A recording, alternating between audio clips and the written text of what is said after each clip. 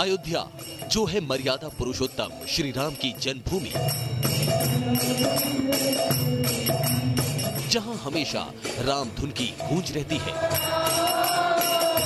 जहां कण कण में प्रभु श्री राम का वास है, जहां आस्था की बयार बहती है। अयोध्या के पावन धाम का दर्शन करने देश विदेश से लाखों लोग यहां पहुंचते हैं। अब खत्म होने वाला है उसी अयोध्या का ऐतिहासिक विवाद, जिसका बेसब्री से है सबको इंतजार। सदियों पुराना वो विवाद जिस पर मध्यस्थता की प्रक्रिया नाकाम हो गई, वो विवाद जिससे करोड़ों लोगों की आस्था जुड़ी है। उसी अयोध्या विवाद पर आखिरी दौर में पहुंच चुकी है सुनवाई, जिसका रामलला के भक्तों को है बेसब्री से इंतजार। क्योंकि जन जन में है राम, लोगों के दिल में बसे हैं श्री राम। राम सिया राम जय जय राम। अयोध्या ही वो पावन धरा है जहां हुआ था सनातन धर्मावलंबियों के परम आराध्य प्रभु श्री राम का जन्म। महाराज बधाई हो। महाराज महारानी कौशल्या ने पुत्र को जन्म दिया है, बधाई हो महाराज। अयोध्या ही वो पवित्र भूमि है जहां रावण का संहार कर लौटे श्री राम के स्वागत में मना था दीपोत्सव का त्योहार। यही वो अयोध्या है जहां प्रभु श्री राम ने की थी राम राज की स्थापना। लेकिन इसी अयोध्या नगरी में सिमटा है आधुनिक भारत का सबसे बड़ा विवाद, राम जन्मभूमि से जुड़ा विवाद, जिसकी सुनवाई सुप्रीम कोर्ट में पूरी होने वाली है। और अब 100 घंटे से भी कम की सुनवाई बाकी है। कानून की चौखट पर आस्था की दलीलों के लिए 17 अक्टूबर की डेडलाइन है। उसके बाद देश की शीर्ष अदालत सदियों पुराने इस विवाद का हमेशा के लिए पटाक्षेप कर देगी। इस ऐतिहासिक विवाद पर सुप्रीम फैसले की घड़ी नजदीक आते देख श्री राम की नगरी अयोध्या भी तैयार हो रही है। पूरे अयोध्या में धारा 144 लगा दी गई है ताकि कानून और व्यवस्था में किसी तरह का खलल न पड़े। सुप्रीम कोर्ट में सुनवाई पूरी होने से पहले आखिर मोक्ष की नगरी अयोध्या में कैसी हलचल है?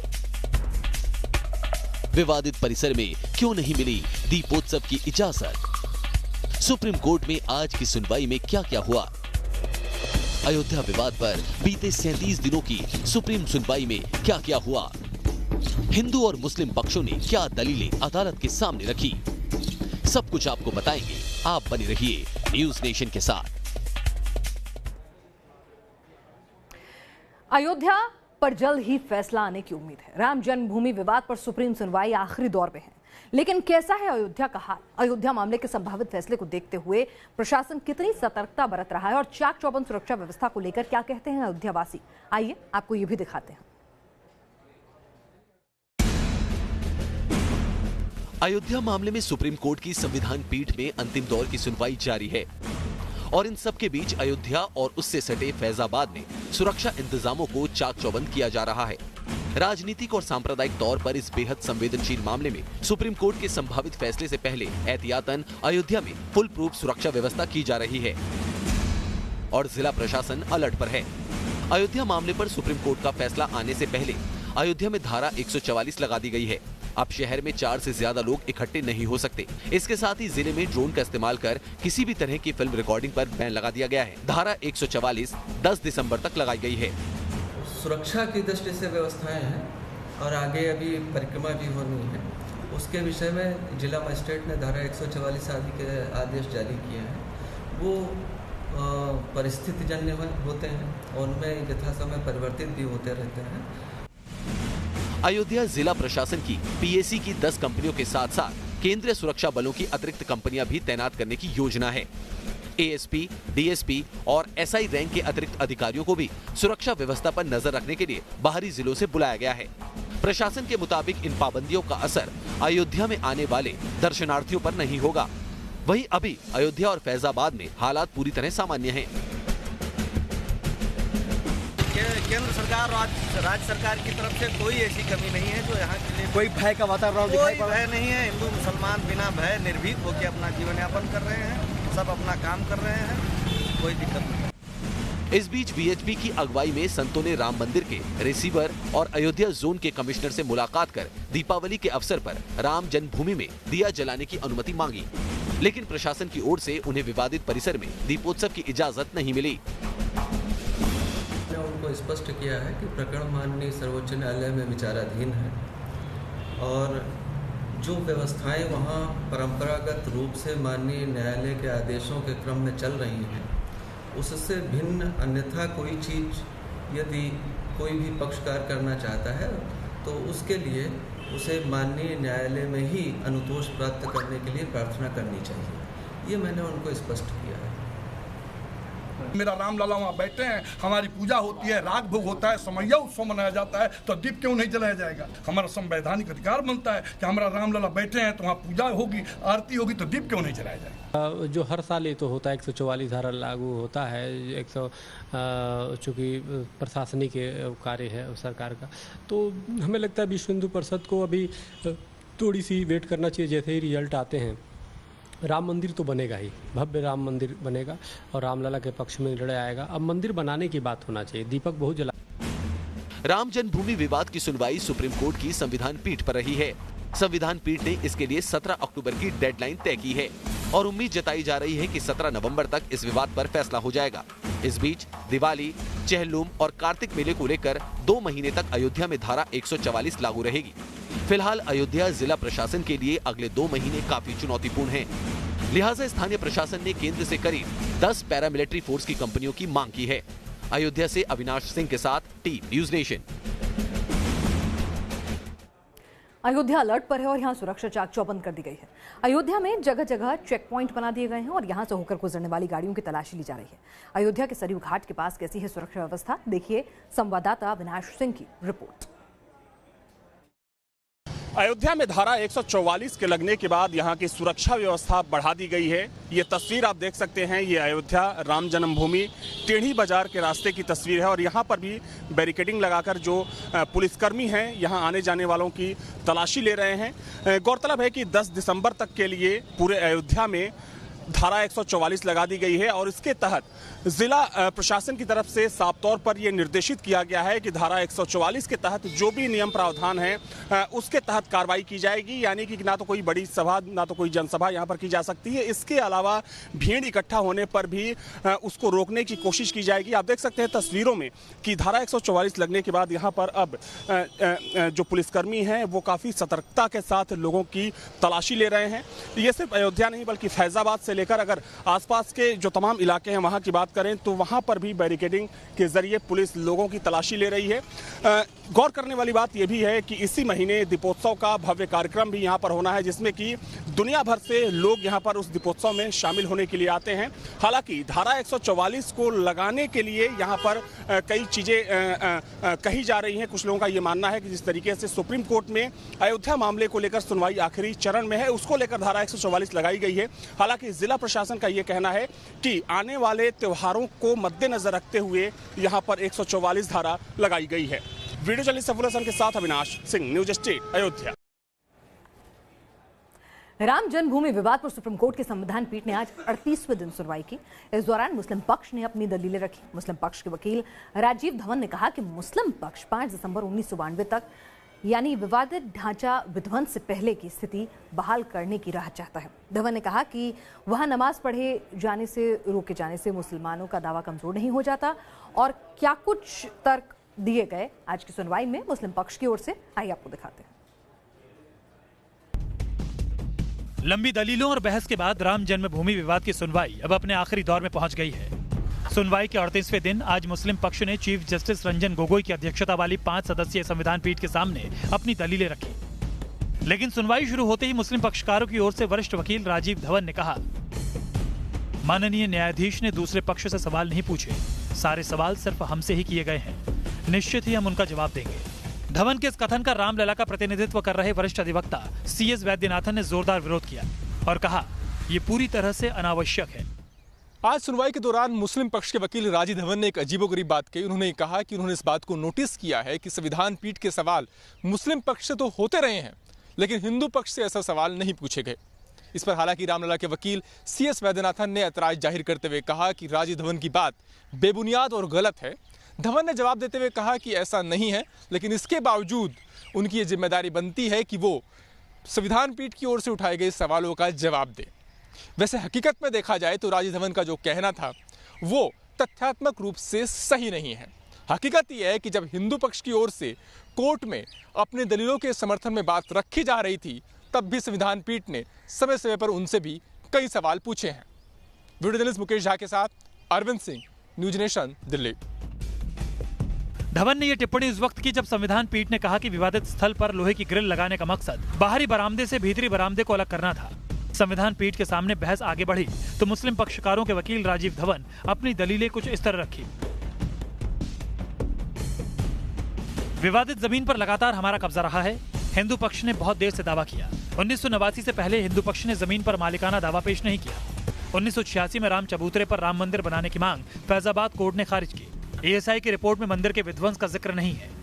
जमीन पर हिंदू पक्ष के मालिकाना हक का सबूत नहीं है। मुस्लिम पक्ष की दलीलों पर संविधान पीठ ने उनके वकील से भी कुछ सवाल पूछे। संविधान पीठ ने सवाल किया कि बाहरी चबूतरे पर हिंदुओं के कब्जे पर क्या कहना है। राजीव धवन ने कहा, मुस्लिम हमेशा पूर्वी गेट से एंट्री करते रहे हैं। पीठ का अगला सवाल था, 1885 से राम चबूतरे पर पूजा करने का दस्तावेज है। तब मुस्लिम पक्ष का जवाब था, मुस्लिमों की इजाजत से राम चबूतरे पर पूजा शुरू हुई।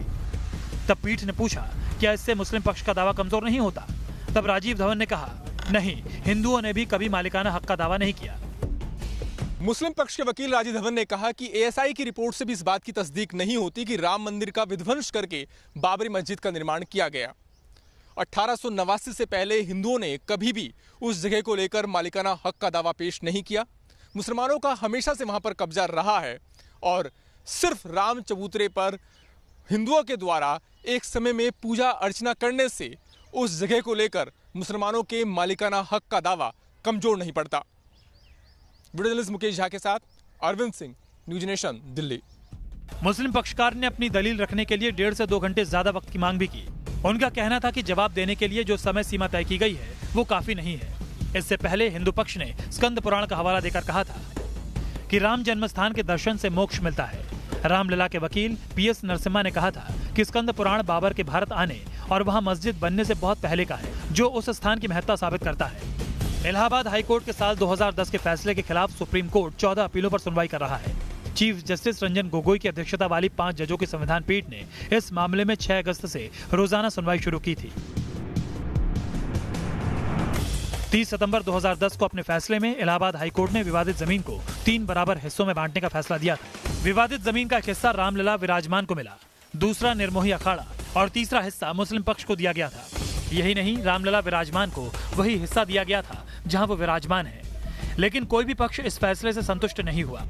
सबने सुप्रीम कोर्ट में अपील दाखिल की।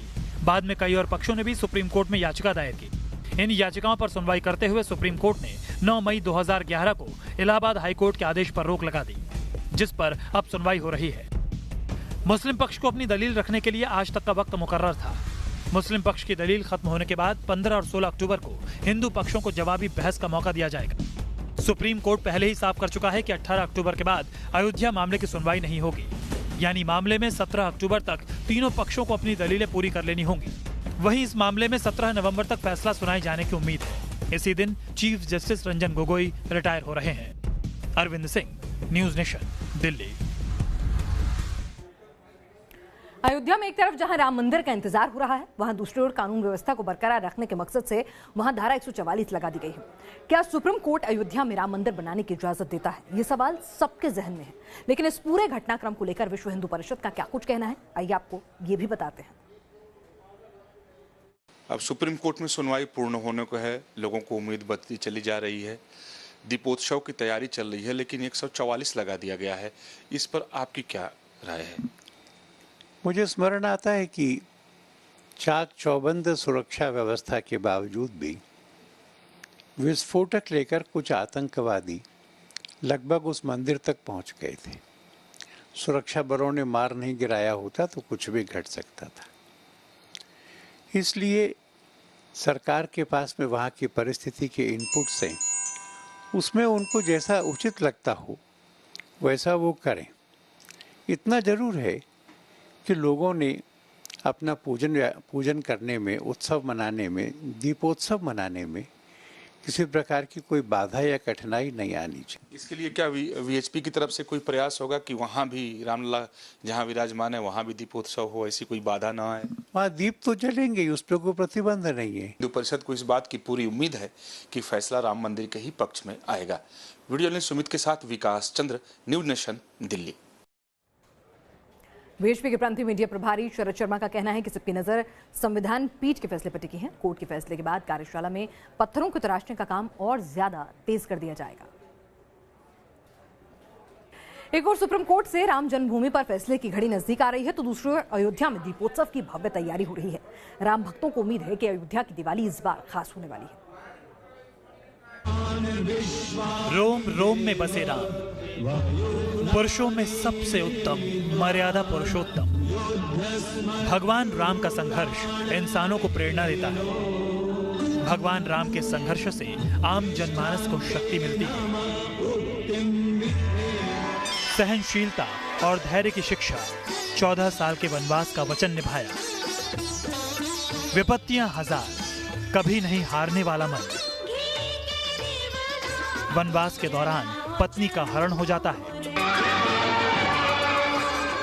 राम दुखी होते हैं लेकिन हिम्मत नहीं हारते। रावण का संहार करते हैं, 14 साल का वनवास पूरा करते हैं, वापस लौटते हैं। और जब लौटते हैं तो अयोध्या में मनती है दिवाली, जलते हैं सैकड़ों दिए। हजारों साल पहले कुछ इसी तरह अयोध्या जगमग हुई थी। राम भक्तों को उम्मीद है कि अयोध्या की दिवाली इस बार बेहद खास होने वाली है। हमें ईश्वर पर, उनकी नियति पर पूर्ण भरोसा है। हमें भरोसा है हमारी 70 पीढ़ियों के बलिदान पर। हमें भरोसा है उस सत्य पर जिस सत्य के आधार पर इतना लंबा संघर्ष चला है।